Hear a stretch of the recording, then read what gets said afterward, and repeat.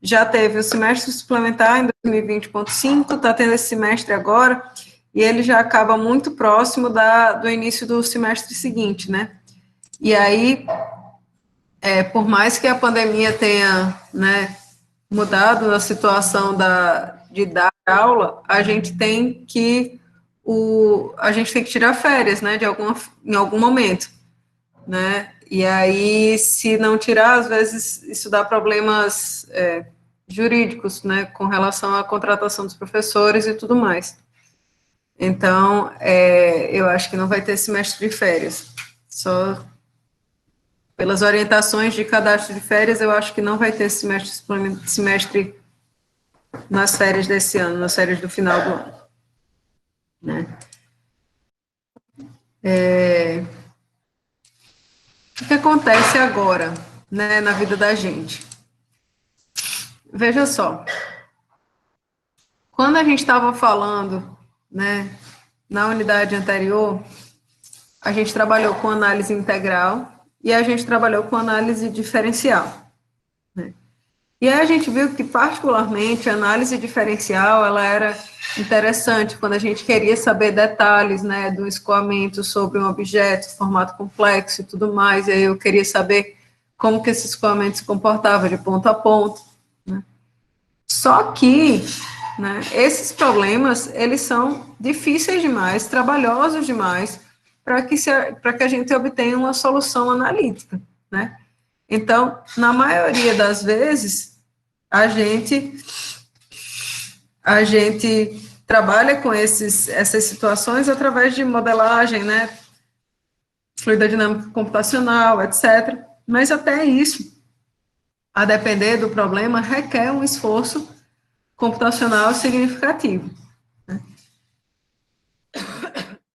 Então, uma forma de contornar esse problema é combinar, né, os métodos analíticos, ou seja, o formato das equações, o jeitão dessas equações de conservação de massa, momento, etc., com dados experimentais, né? Quando a gente combina essas duas coisas, uma pessoa que tem interesse em resolver um problema mais complexo, ela consegue já ter um norte, né? Então, se a gente quiser fazer um estudo experimental de um processo, né, em geral, para que isso seja fidedigno, a gente vai ter que investir bastante em experimentação, né? Como assim experimentação? Pode ser que eu queira simular o escoamento da água ao redor aí de um submarino a uma dada profundidade. Então, eu tenho que reproduzir essas condições para realizar meu teste, né? Para ver se o que eu estou projetando realmente acontece. Significa que a gente vai ter que simular, fazer um teste numa condição de pressão elevada, talvez a temperatura dessa água seja bastante baixa, talvez a gente tenha que trabalhar aí com a adição de algum sal nessa água para simular a condição do mar, né? Então, percebam que esses estudos, eles vão se tornando mais caros, né? E, obviamente, eu não vou investir num negócio que não vai me trazer um retorno de resposta técnica. Então, a gente tem que ter uma confiança, né, uma reprodutibilidade nesses experimentos. Então, tudo isso implica em custos, né?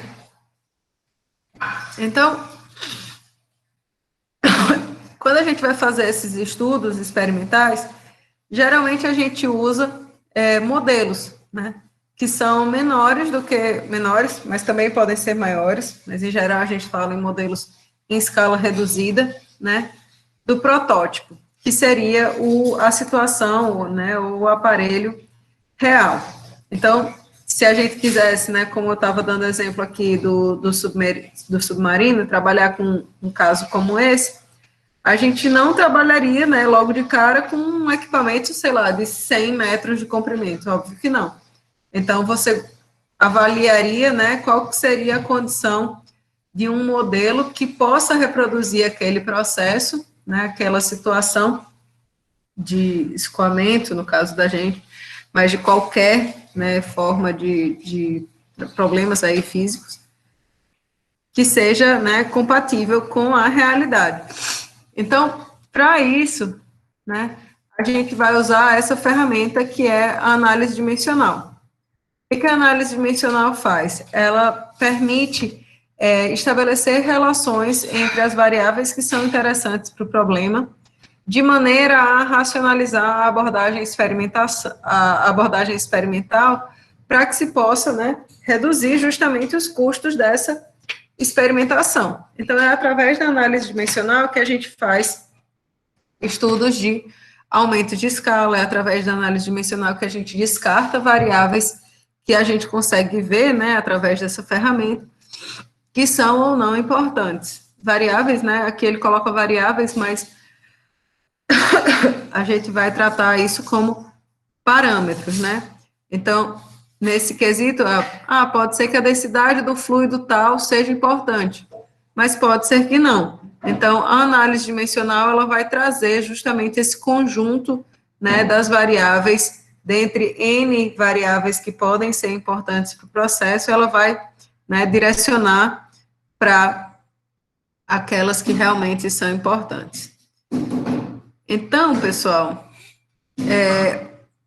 óbvio que para a gente falar em análise dimensional, a gente tem que saber o que é dimensão, o que é homogeneidade dimensional, né, e trabalhar com essas quantidades, certo?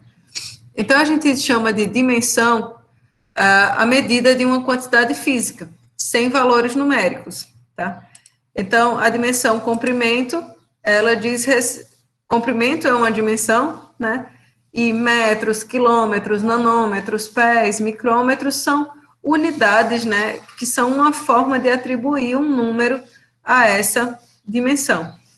E aí a gente tem, né, no SI, a gente tem 7 grandezas básicas, né, fundamentais, que são ditas primitivas, né, e não dependem de outras para serem definidas. E aí essas grandezas são o quê? Massa, temperatura, quantidade de energia, quantidade de matéria, né, corrente elétrica e o tempo. Essas são as grandezas fundamentais, certo? Essas são as grandezas básicas. E essas grandezas básicas são representadas, né, pelas unidades que a gente já conhece no SI. Então, a grandeza quantidade de matéria é representada pela unidade mol. Massa, né, tem a dimensão massa, né, representada por quilogramas, né. A dimensão comprimento, representada aí pelo metro. Tempo, por segundo. Quantidade de fluxo de... Ai, meu Deus, corrente elétrica, ampere. Então, temperatura, Kelvin, né. Luminosidade, candela. Então, esse conjunto aqui, né, de unidades, são, né, as unidades básicas do SI. Essas são as unidades básicas, e elas se referem, né, a essas grandezas primárias que eu falei para vocês.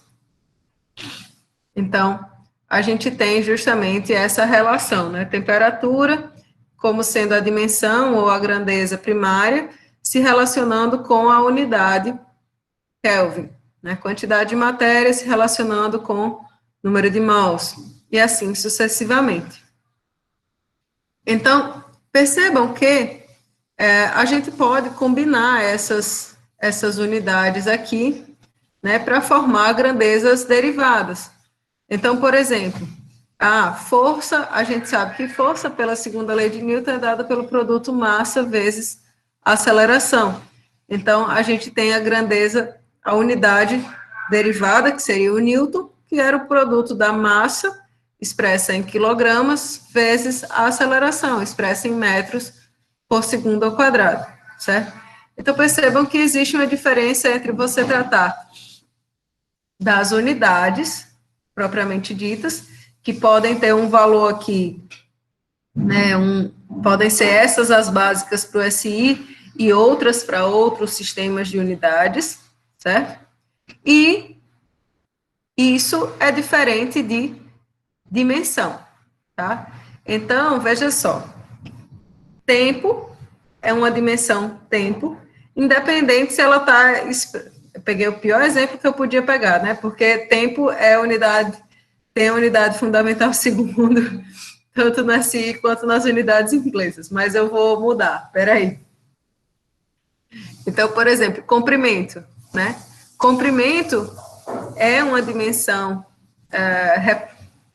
que representa, né, essa distância entre dois pontos, esse seria o comprimento, mas eu posso expressar isso tanto em metros, como unidade fundamental no SI, como em pés, na unidade fundamental aí do sistema de unidades em inglês, certo? Então, vão existir 7 dimensões fundamentais ou primárias, e todas as dimensões não primárias, elas vão poder ser formadas por alguma combinação dessas 7. Por que a gente está falando disso daqui, né? Porque, veja só, essa etapa de análise dimensional, ela vai ser importante para que a gente possa resolver problemas que a gente não teria capacidade de resolver analiticamente, né? Juntando essa ferramenta que eu vou apresentar para vocês com um pouco de experimentação, né, no laboratório. Então, tá tudo tranquilo até agora? Essa parte é bem introdutória.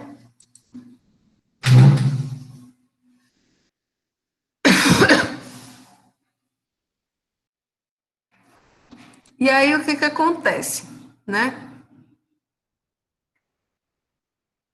Como eu falei para vocês, uma quantidade, uma grandeza derivada, ela é formada pela combinação linear dessas grandezas fundamentais, né? Então, por exemplo, a segunda lei de Newton, ela trata aí diz pra gente, né, que a força é o produto da massa vezes a aceleração. Então, em termos dimensionais, a gente pode expressar a massa como m e a aceleração como comprimento por tempo ao quadrado, certo? Então, se eu quiser determinar qual que é a dimensão da força, dimensão de força, a gente entende que isso aqui vai ser dado por massa vezes comprimento sobre tempo quadrado. Essas são as dimensões que formam, né, a força, quantidade, força. Percebam, porém, que isso aqui é bastante direto quando a gente usa, né, a força como uma quantidade derivada, né? Então, quando a gente faz dessa forma, né, substitui a massa como grandeza fundamental e aceleração aqui, né, e obtém a força como uma quantidade derivada, a gente diz que a gente está usando, né, o sistema MLT, né? Por quê? Porque as grandezas fundamentais para a gente são massa, comprimento e tempo, certo? Se, por outro lado, a gente optar por considerar a força uma unidade de base, certo? Quem passa a ser uma quantidade secundária, né, uma grandeza secundária, seria a massa, certo? Então, quando a gente opta por utilizar o sistema FLT, força, comprimento e tempo, então força passa a ser uma quantidade fundamental, comprimento e tempo também. E aí, pela segunda lei de Newton, quem resta para a gente determinar, né, qual que é a dimensão seria a massa. Então, a dimensão de massa, usando a consideração FLT, é justamente F por tempo, vezes tempo quadrado dividido por comprimento, certo? Então, perceba que a gente pode trabalhar com qualquer uma dessas quantidades, tanto usando o sistema MLT, em que massa, comprimento e tempo são grandezas fundamentais, como se pode usar usando o sistema FLT, em que força, comprimento e tempo são as dimensões fundamentais, certo? Essa diferença, ela se torna bastante clara quando, por exemplo, a gente quer calcular, né, ou avaliar qual que é a dimensão de uma propriedade do fluido como a massa específica, né? Então, a gente sabe, por exemplo, que a massa específica, ela é massa dividido por volume, né? Então, se eu for usar o sistema MLT, eu vou expressar a massa específica como sendo massa por comprimento ao cubo. Se, por outro lado, a gente for usar o sistema FLT, aí a gente passa a expressar a massa como aquela quantidade que a gente viu no slide anterior, né? Força tempo ao quadrado por comprimento, dividido pelo volume, né? E aí a gente vê que a massa específica seria dado por isto. Então, a escolha de um dado sistema, né, para que a gente avalie as dimensões das grandezas que se relacionam com o nosso problema, ela é fundamental. E uma vez que você escolha um ou outro conjunto de grandezas de base, né, você deve permanecer com ele ao longo de todo o seu processo, tá bom? Então, se escolher usar MLT, vai usar MLT para todas as propriedades e variáveis que caracterizam o seu problema. Ok? Então, aqui, ó, nessa tabela, várias quantidades, elas são, né, apresentadas para vocês, né, qual que é a quantidade, né, e qual que são as dimensões que caracterizam ela. Então, por exemplo, a aceleração da gravidade, G, a gente sabe que é expressa por comprimento por tempo quadrado, certo? Aqui nessa tabela tem um detalhe que eu gostaria que vocês atentassem, né? Ele sempre coloca esse T aqui maiúsculo. Nos nossos problemas, como sendo representação de tempo, tá? Nas nossas representações, porém, a gente vai usar o T minúsculo, tá bom? Por quê? Porque T maiúsculo vai representar para a gente temperatura, certo? Então, quando a gente for calcular e fazer nossos problemas, a gente sempre vai usar o T minúsculo representando a dimensão do tempo, tá bom? Então, aqui ele traz, ó, várias quantidades, ó, trabalho, né, pressão, massa específica, ρ. Então, várias quantidades ele traz aqui nessa tabela, e vocês podem consultar, né, à vontade, para poder tá determinando as dimensões de alguma dessas propriedades, tá? Quando a gente fala em avaliar a homogeneidade dimensional das equações, além desse quesito, né, da gente saber expressar quais que são as dimensões de cada um dos termos, né, que compõem uma dada equação, a ferramenta de homogeneidade dimensional, ela é importante para a gente porque ela permite, né, a gente avaliar se os termos que estão sendo considerados numa dada questão realmente estão sendo coerentes, certo? Então, aqui a gente tem a representação da equação de Bernoulli, né? E ele informa para a gente, olha, todo termo aditivo de uma equação, ele deve ter as mesmas dimensões. Então, se a gente olhar essa equação de Bernoulli, a gente consegue ver que todos esses elementos, né, todos esses termos, têm que ter a dimensão deste daqui. Por que deste daqui? Esse daqui é a representação, né, Z1 e Z2, de comprimento, né? E eles não estão multiplicados por nenhuma outra quantidade. Então, eu consigo, logo de cara, observando essa equação, informar que todos esses termos, eles têm que ter dimensão de comprimento. E a gente pode fazer isso, né,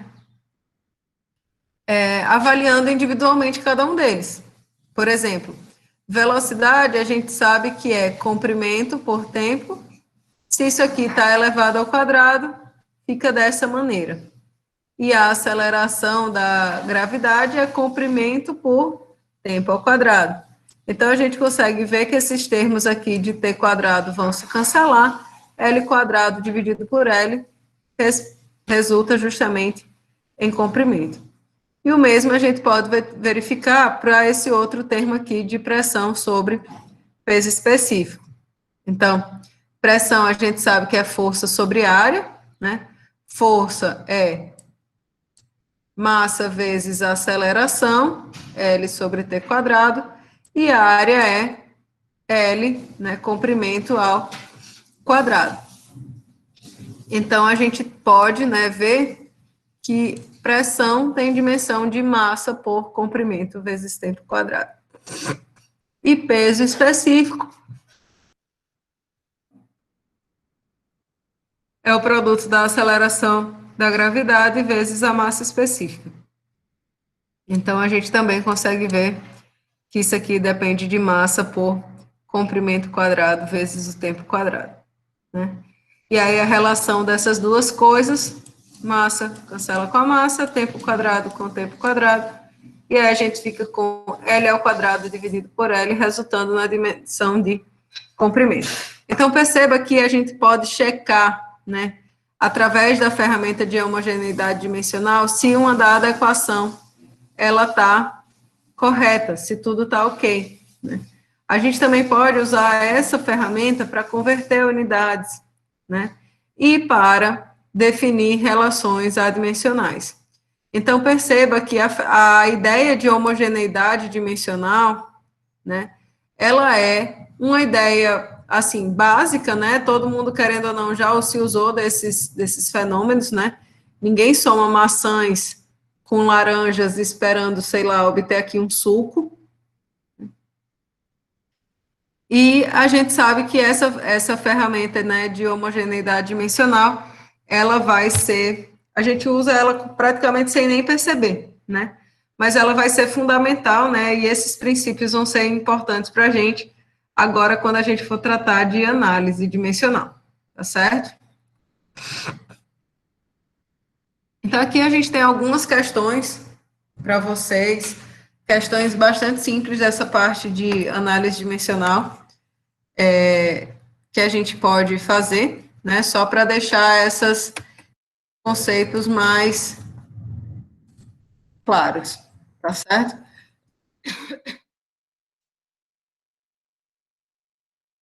Então, deixa eu duplicar aqui esse slide para a gente resolver uma dessas questões aqui. A outra é basicamente a mesma ideia, tá? E aí, vocês podem resolver depois. Então, eu vou botar só o enunciado aqui para a gente poder resolver a questão, e aí depois a gente volta para ver qual que é a resposta. Então, ele coloca assim, a equação A igual a BC a quarta vezes D dividido por EF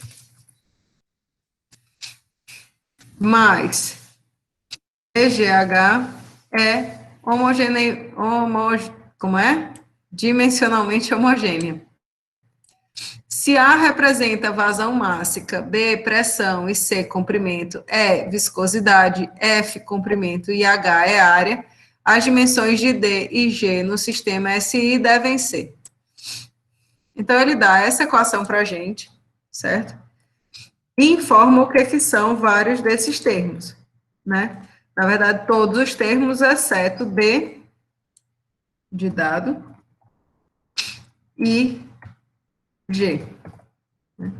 Esses são os termos que a gente desconhece. Pelo princípio de análise de homogeneidade dimensional, a gente sabe que a dimensão deste primeiro termo tem que ser igual à dimensão deste segundo termo, porque eles são aditivos, né? E a dimensão de cada um deles, por sua vez, tem que ser igual à dimensão dessa quantidade A aqui, certo? Então, o que a gente vai fazer é trabalhar em termos dessas dimensões. Então, a gente pode dizer, ó, que a dimensão de A tem que ser a mesma dimensão de esse termo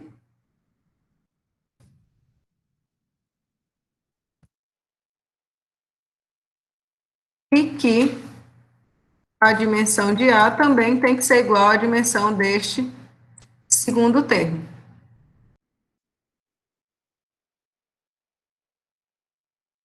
E aí, como a gente já conhece quais são as dimensões de vários desses elementos, né, que estão sendo aí descritos, alguns a gente já conhece logo de cara, outros não, né? Então, eu vou aqui fazer uma listinha A, B, C, D, F, G, H, para a gente ver se a gente já sabe as unidades, as dimensões de cada um deles, certo? Então, A representa vazão mássica. Vazão mássica é uma quantidade, né, que representa massa por tempo. Ok?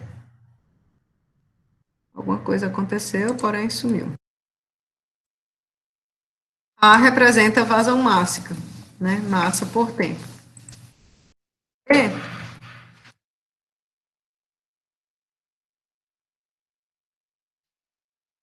E é informado para a gente que é pressão, né? Pressão, então, é força dividido por área, então, isso aqui representa massa vezes a aceleração dividido por área. Então, a gente tem a dimensão de pressão como sendo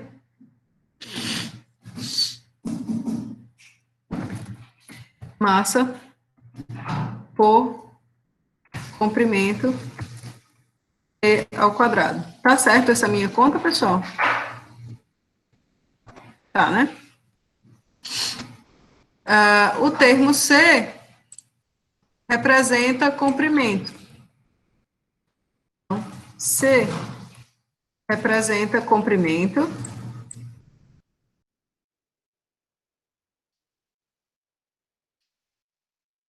É viscosidade.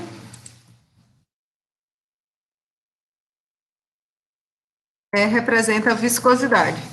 Viscosidade, muita gente tem dificuldade, né, de se lembrar. Como que a gente calcula isso daqui? Eu vou botar aqui a equação, como a gente está acostumado, né, a ver. Então, tensão seria mi du dy, né? E aí, se a gente for isolar o termo referente à viscosidade,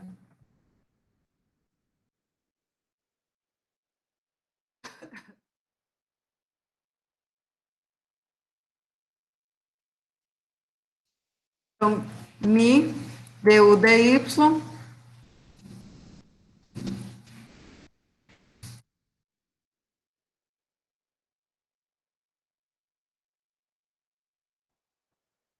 sobre tensão, né? Isolante. Se vocês bem se recordam, U representa uma velocidade, tá? Então, metros a metros, comprimento, por tempo. Y representava para a gente uma distância, né? Um comprimento L. E tensão é a relação entre uma força por uma área, né? Então, eu vou substituir aqui o inverso, né, daquele termo lá de pressão. Então, L vezes T ao quadrado, dividido por massa. Tá bom? Então, a viscosidade fica aí com dimensão de tempo por comprimento vezes massa. Eu vou só verificar e confirmar aqui na tabela, né? Aqui está a viscosidade M sobre LT. O que que eu fiz errado, meu Deus?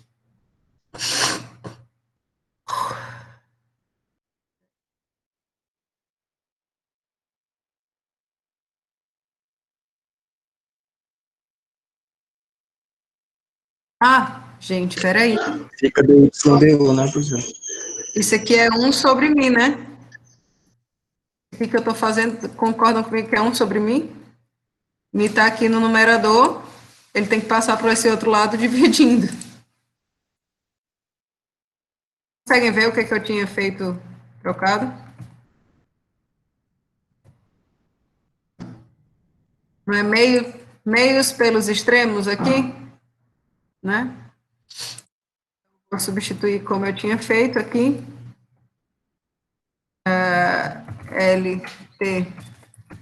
LT ao quadrado sobre...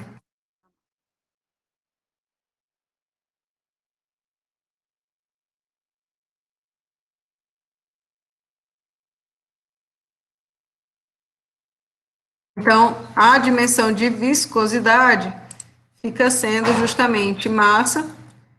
Esse comprimento aqui, ó, cancela-se com este daqui.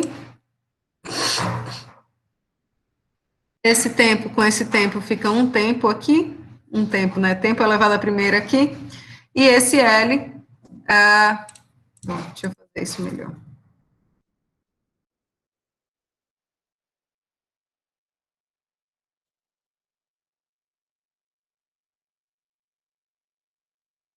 Melhor aqui. Esse comprimento com este comprimento se cancelam, aqui fica. Esse L para cá para deixar ele mais bonitinho.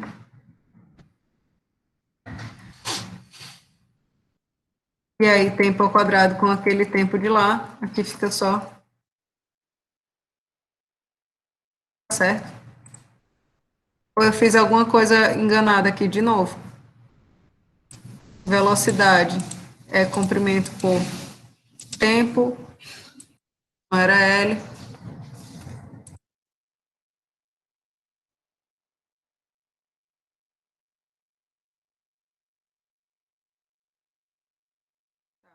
Já vi onde foi que eu errei. Ó, eu vou expressar esse termo aqui assim.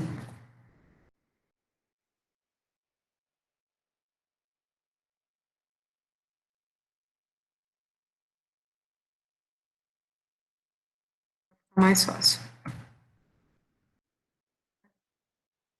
Cancelar todo mundo direitinho. Então, comprimento com comprimento se cancela.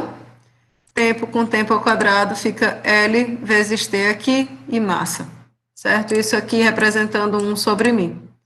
Então, a viscosidade é M sobre L. Certo?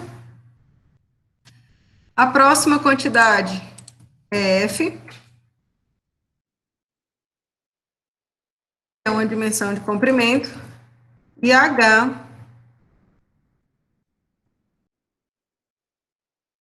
ele informa que é uma área. Então, L ao quadrado. Certo?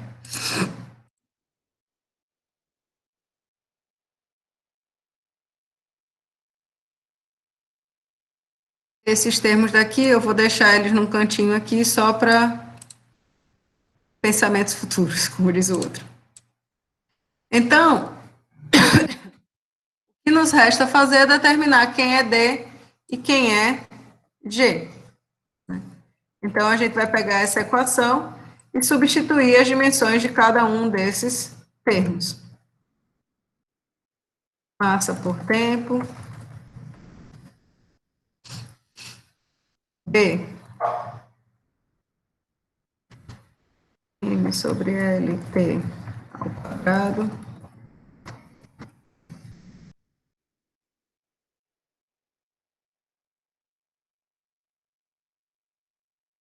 T, que é comprimento, fica L a quarta.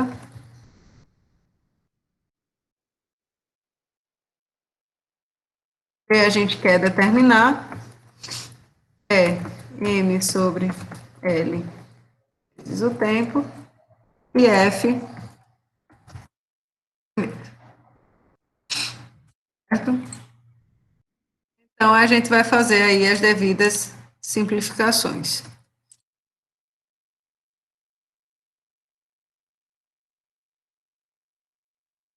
Ó, perceba que aqui tem M sobre LT quadrado e aqui tem M sobre LT. Então, aqui vai restar 1 sobre tempo. Ok?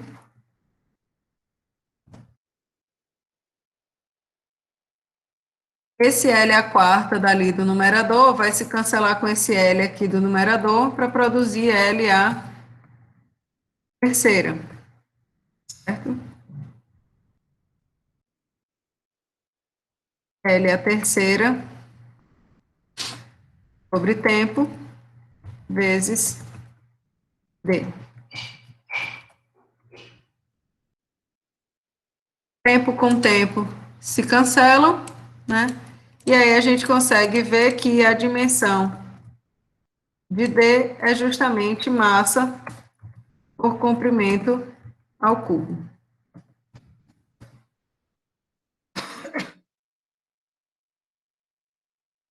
E aí, de posse dessa informação, é que a gente vai resolver determinar quem é a dimensão de G. Posso apagar isso aqui?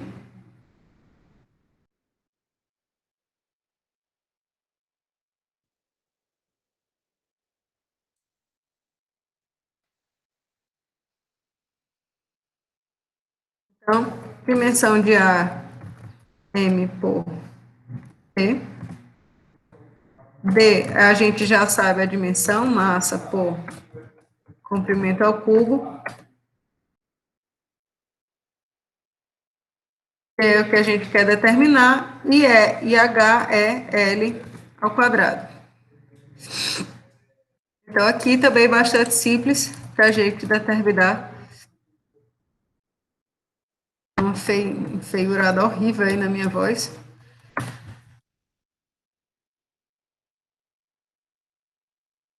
A gente consegue ver que G vai ser justamente comprimento por tempo. Massa com massa se cancela. Então, D tem dimensões de massa por comprimento ao cubo. Então, no SI, aqui seria quilogramas por metro cúbico. E G, no SI, que é o que ele fala na questão, né? Teria dimensões de metro por segundo. Então, quilogramas por metro cúbico e metro por segundo. Seria a letra B, a resposta dessa questão, certo? A questão 2 segue o mesmo raciocínio e vocês podem resolver ela depois, ok? Dúvidas aí de como que eu fiz essa? Tudo certo?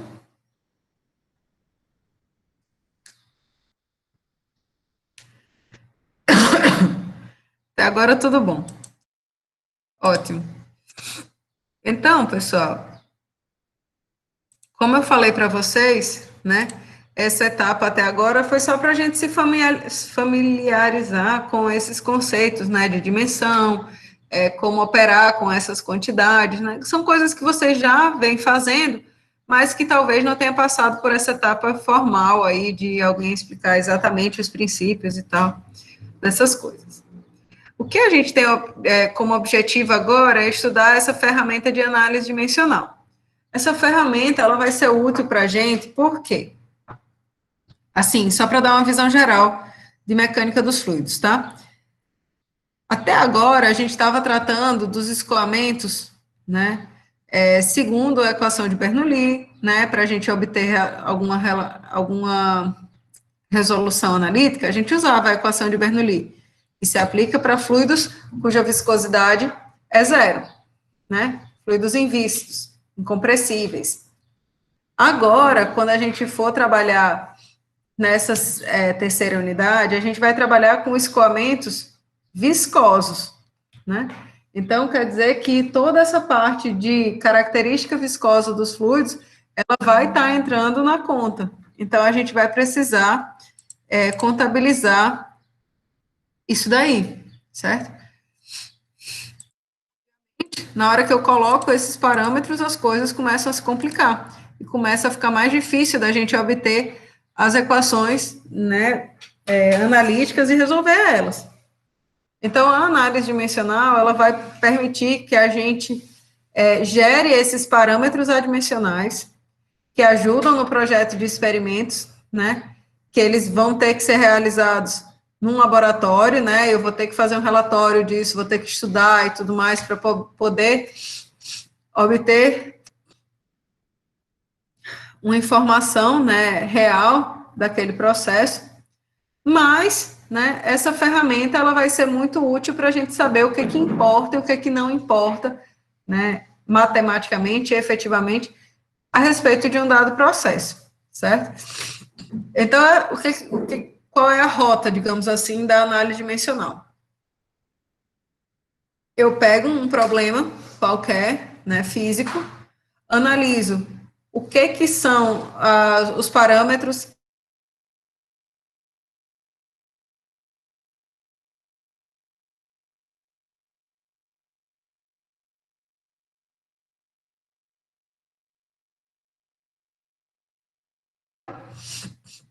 obtenho, né, as leis de escala para que eu possa prever esse comportamento, né, no laboratório, comparo o que eu obtive com o que eu esperava, né, das leis dos fenômenos físicos que são pertinentes para aquele dado processo. E aí, com isso, eu tenho como avaliar realmente as relações entre os parâmetros, né, e, né, aumentar ainda uma outra escala. Isso acontece, né, para quem está trabalhando com a engenharia química, né, mas também serve para o pessoal da engenharia ambiental, né.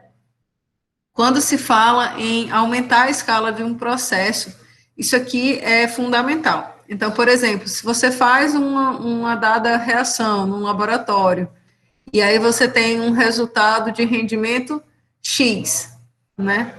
E aí você quer levar aquilo ali para uma escala industrial, você vai usar das ferramentas de análise dimensional para avaliar quais que são os aspectos envolvidos naquele problema, entender como que esses parâmetros se relacionam, né, para poder prever qual que vai ser a situação na escala maior, certo? Então, o resultado dessa análise dimensional é uma equação que vai relacionar como fatores físicos interagem. Eles interagem com, sei lá, com a velocidade elevada ao quadrado, com força sendo multiplicada pela aceleração de qualquer coisa, certo? Então, o resultado da análise dimensional, ela vai ser essa equação que mostra como que os parâmetros interagem, certo? Então, se a gente pegar um problema simples, como estudar o arrasto, né, que uma bolinha qualquer ela está sofrendo quando ela estiver, né, sujeita ao escoamento de um fluido em um túnel aí de vento, né? Mas podia ser um túnel de água, certo? Então, se eu quiser estudar esse processo, o que a gente faria, né? Eu ia pegar várias esferas de vários diâmetros, D1, D2, dn, e ia medir esse arrasto com o fluido 1 aqui que eu estou trabalhando, né? Em seguida, o que a gente ia fazer? Ver esse comportamento com vários fluidos de mesma massa específica. Então, eu ia mudar a viscosidade do fluido que está escoando, porque eu acho que a viscosidade é um parâmetro importante. Então, eu ia mudar Mi1, Mi2, Mi3, e toma-lhe fazer experimento. Depois, você diz assim, não, mas a massa específica desse fluido também pode ser importante nesse processo. Então, vou pegar vários fluidos de mesma viscosidade para estudar, né? Toma-lhe fazer experimento aqui. Certo? Então, isso seria, digamos assim, a abordagem, né, de uma pessoa que não conhece a ferramenta de análise dimensional. Então, ela teria uma condição inicial, né, do estudo, com um fluido com massa específica 1 e viscosidade 1, e aí ela ia medir essa força de arrasto para várias velocidades do fluido que está escoando. Aí depois ele optou por mudar a massa específica, né? Obteve mais esse conjunto de dados. Agora eu vou mudar a viscosidade desse fluido. Então, vocês conseguem ver que isso aqui ia gerar um monte de dados, com um monte de curvas, com um trabalho experimental gigantesco para a pessoa que ia ter que processar isso aqui? Para um processo simples, né? Então, com o uso da ferramenta de análise dimensional, o que se consegue ver? Que esse processo, né, ele pode ser reduzido, né, representado através de um único gráfico da relação da força de arrasto por esses parâmetros aqui, metade de ρv quadrado vezes a área, né, dessa circunferência, a área exposta ao escoamento dessa circunferência, em função do número de Reynolds. Então, ao invés de se trabalhar com 10.000 gráficos desse tipo, né, com o uso da ferramenta de análise dimensional, a gente consegue ver que, efetivamente, não é só a viscosidade do fluido, por exemplo, que é importante. Não. O que vai ser importante no processo é o conjunto ρVd sobre μ, por exemplo.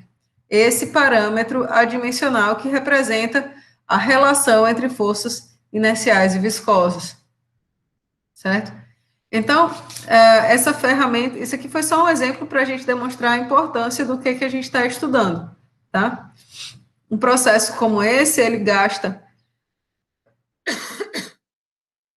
tempo, gasta esforço computacional, gasta esforço humano, né, de você estar lá várias horas trabalhando com isso aqui, para se obter um resultado. Enquanto com o uso dessa ferramenta, você consegue sintetizar, né, e obter uma resposta muito mais rápida. Okay? Então, a ideia, né, é de que a gente, uma vez que obtenha esses parâmetros adimensionais, né, a gente passe para a etapa de realizar ensaios em modelos em escala, né? Então, como que eu posso ter confiança para realizar experimentos em modelos, né, para que esse meu estudo de análise dimensional, ele realmente seja capaz, né, de transpor os resultados de um protótipo para a vida real, tá? Então, para que a gente faça essa etapa, a gente se vale dos critérios de semelhança, né? Então, o estudo de semelhança, esse é o estudo da previsão das condições de um protótipo a partir das observações de modelos, né? Então, o protótipo, né, sempre, botem na cabeça de vocês, sempre é a condição real, né? Enquanto o modelo é justamente aquilo que a gente vai testar em um laboratório, certo? E o uso de modelos, obviamente, ele vai facilitar, né? Sempre que esses protótipos, eles são muito grandes, né? Ou sempre que eles sejam pequenos demais. Por exemplo, eu quero simular o escoamento de um fármaco através de uma veia lá do coração, numa operação de sei lá, de um cateterismo, de qualquer coisa, né? Então, o uso de modelos, ele serve também para quando, né, os protótipos, eles são muito pequenos. E aí, existem, né, algumas leis, né, alguns princípios de similaridade, que são quem dão confiança para a gente fazer esse aumento de escala, essa relação protótipo-modelo, certo? Então, o primeiro critério é o de similaridade geométrica, bastante simples e bem intuitivo, né? Todas as dimensões características de um problema devem, em escala apropriada, ser mantidas. Então, se o protótipo, ele tem aí 100 metros, e eu vou testar esse navio aqui, protótipo, usando um modelo com 1 metro de comprimento, né, nessa dimensão, então todas as demais dimensões também devem obedecer, né, seguir esse mesmo fator de escala.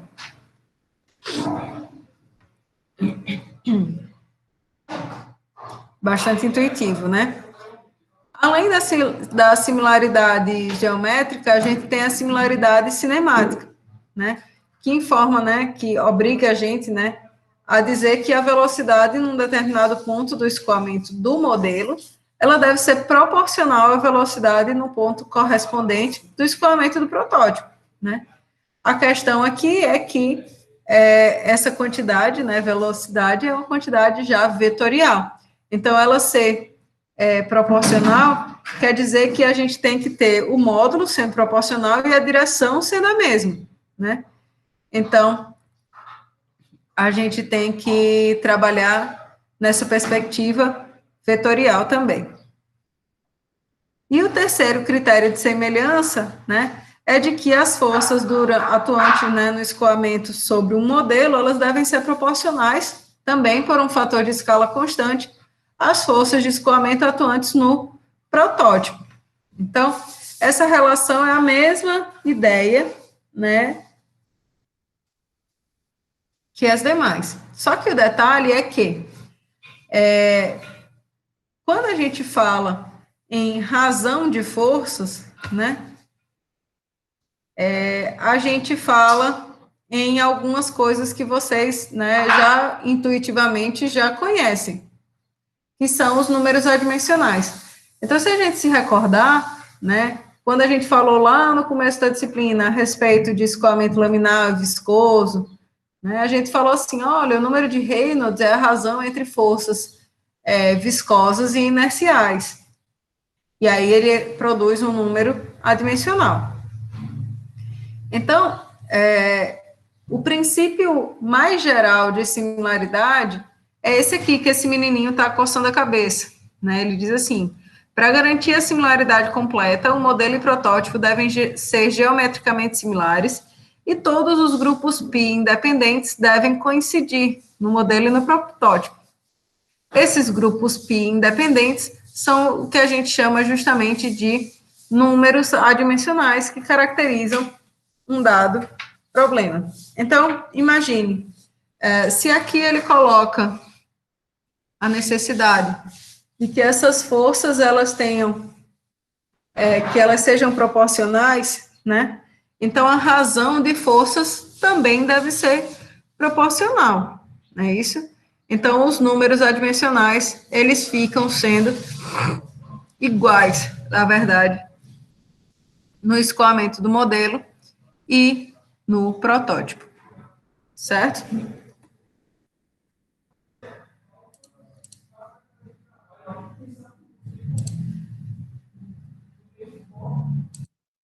Então, meu povo, essa parte agora, né, é que a gente tem uma questão aqui de análise dimensional, né, de similaridade. E aí ele coloca assim, deixa eu fazer assim, slide.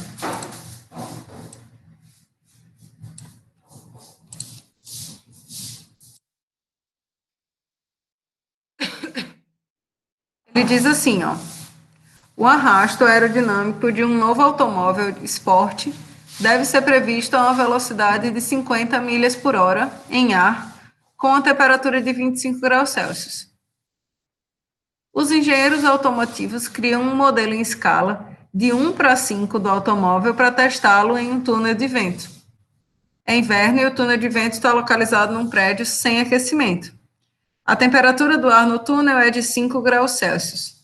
Determine a velocidade do vento para que os engenheiros devem colocar no túnel para atingir a similaridade entre modelo e protótipo. Certo? Então, e aí ele dá as propriedades do ar, né, a 5 graus Celsius, que é a temperatura no túnel de vento, condição do teste, né, e a 25 graus Celsius, que é a condição real em que ele deve trabalhar. É fornecido na questão essa informação de que peraí, sumiu o que eu estava falando. Cadê? Ah, tá aqui. De que 2 grupos adimensionais são importantes para esse processo, certo? Esse aqui que relaciona a força de arrasto com a carga de energia cinética e a área disponível para o escoamento e o número de Reynolds, certo? Pelo princípio que a gente tinha falado de similaridade, né? O princípio mais geral era de que justamente todos os grupos independentes eles devem coincidir no modelo e no protótipo. Então, os grupos π independentes do modelo devem coincidir com aqueles do protótipo, certo? Então, a gente pode escrever tanto para o número de Reynolds, que seria esse grupo π2, quanto para esse grupo π1, que o grupo, né, o adimensional do modelo deve ser igual ao adimensional do protótipo, certo? Para que a gente está fazendo isso? Porque ele quer determinar a velocidade do vento no túnel de vento, ou seja, a velocidade do túnel que aqui o modelo deve estar sujeito, para que, né, essas condições sejam reprodutíveis, certo? Então, a gente vai, né, descrever todo esse número adimensional em termos de modelo, então, mi do modelo, rho do modelo, velocidade do modelo, d do modelo, e do protótipo, mi do protótipo, rho do protótipo, v do protótipo, d do protótipo, certo? Ele informa para a gente que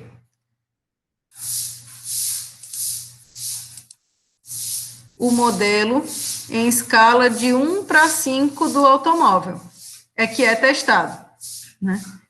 Então, cada quantidade do modelo, cada um do modelo, equivale a 5 do protótipo, né? Então, se o protótipo tem 5 metros, a condição real tem 5 metros, o comprimento desse automóvel no protótipo é de 5 metros, no modelo ele vai ser de 1 metro, certo? Isso aqui tá claro para vocês?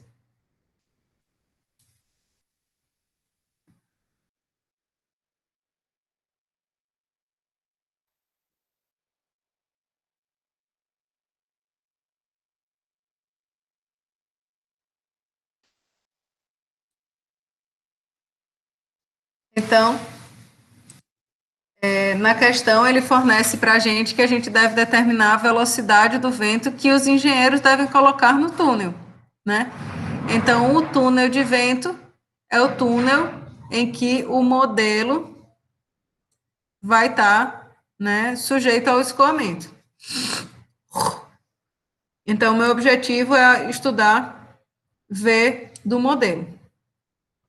E aí, justamente, eu isolei ele, né, passei ele para o lado de cá e todos esses termos vieram aqui para o numerador, esses, e a viscosidade do protótipo veio para o numerador, ok? O detalhe maior dessa questão é a gente entender, né, quais são as condições do modelo e quais são as condições do protótipo, certo? Então, o protótipo é justamente a condição em que o novo automóvel deve trabalhar. Então, a uma velocidade de 50 milhas por hora, com a temperatura de 25 graus Celsius, ou seja, com o ar com essa viscosidade e com essa massa específica. Então, esse é o conjunto de dados que a gente usa para representar o protótipo. Certo? Já o modelo, né? o modelo é em escala reduzida, de 1 para 5 do automóvel, e ele deve ser testado, ó, no túnel de vento a 5 graus Celsius. Então, nessa condição, o ar tem esta massa específica e essa viscosidade. Então, as características do modelo, né, ρ do modelo, μ do modelo, são essas em verde, enquanto as características do protótipo são essas em, que eu vou destacar aqui em vermelho, certo? Então, massa específica do protótipo, viscosidade do protótipo, velocidade do protótipo. E essa relação de escala é justamente essa, né? De que cada unidade do modelo, ela é 1/5 da unidade do protótipo. Então, se o protótipo tem 10 metros de comprimento, o modelo vai ter 10 dividido por 5. Vai ter 2 metros de comprimento. Certo? Com isso, né, substituindo aí esses valores, a gente consegue a informação de qual que seria essa velocidade. Ok? Tentem fazer essa daqui. Essa daqui é continuação dessa. Tá?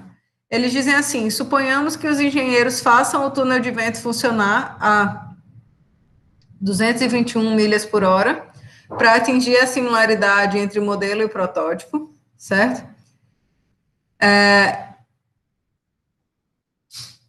Ele faz a leitura da força de arrasto sobre o automóvel modelo com a medição através de um balanço de arrasto, balanço de arrasto. E são feitas várias leituras, né? E é registrada uma força de arrasto média de 21,2 libra-força, né? E aí ele pede para vocês calcularem qual que seria a previsão de força sobre o protótipo, né, escoando a 50 milhas por hora e 25 graus Celsius. Então, nesse caso aí, vocês vão usar esse segundo grupo adimensional, que relaciona justamente a força de arrasto com a velocidade do escoamento, a massa específica do fluido e a área, né, disponível aí para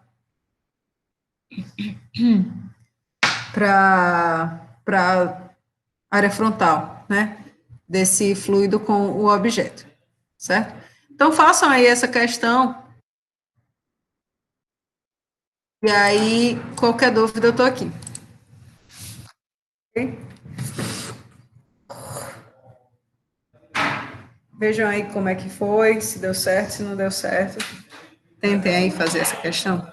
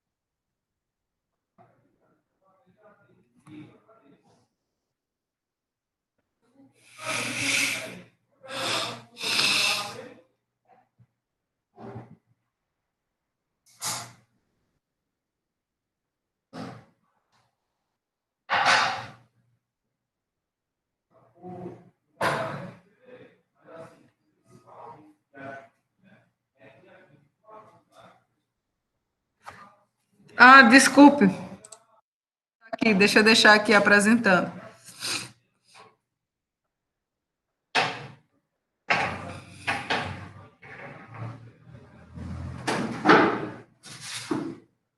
Perdão.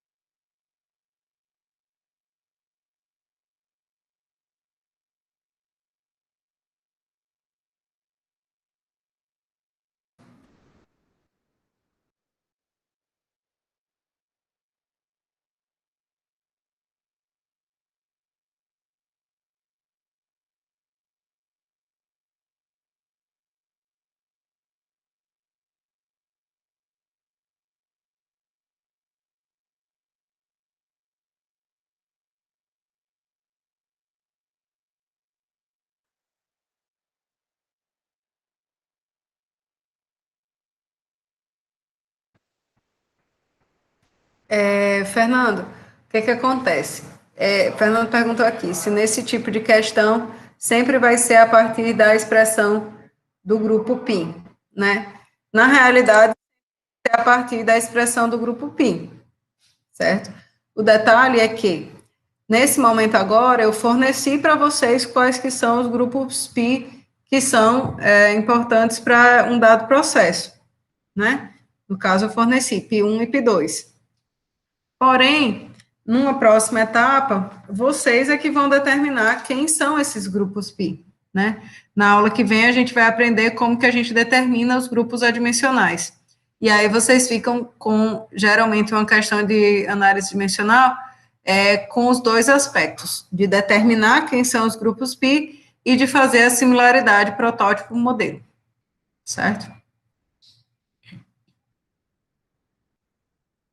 Então, meu povo, era basicamente isso por hoje, porque a próxima etapa é realmente da gente fazer, eu mostrar para vocês esse algoritmo, né, e passar para vocês e a gente fazer juntos os cálculos de, de análise dimensional, e aí a gente começa na quinta-feira, tá bom? Se vocês tiverem qualquer dúvida, qualquer coisa, eu vou colocar logo agora no WhatsApp, ó. Foi, Neumann, veio. 1/5 veio da questão anterior, porque a gente, no item anterior, que ó, qualquer dimensão do modelo, ela é 1/5 de uma dimensão, da dimensão do protótipo, né? Foi essa relação que a gente estabeleceu no início, tá? Então, eu vou colocar para vocês lá no Cigar os slides e os materiais, eu tinha esquecido de fazer isso, para vocês poderem já ter tudo disponibilizado dessa parte de análise dimensional, escoamento viscoso, tá bom? Até quinta, meu povo. Quem tiver qualquer dúvida com relação à nota da prova, quiser questionar alguma coisa, quiser ver se errou, o que que errou, etc., né, comigo, manda um e-mail que a gente agenda um horário para fazer isso, tá bom? Valeu, meu povo. Nos vemos quinta-feira. Vale, meu Deus, não, é porque eu me enganei, Fernanda, eu achava que hoje era terça. Terça tem aula, tá tudo normal.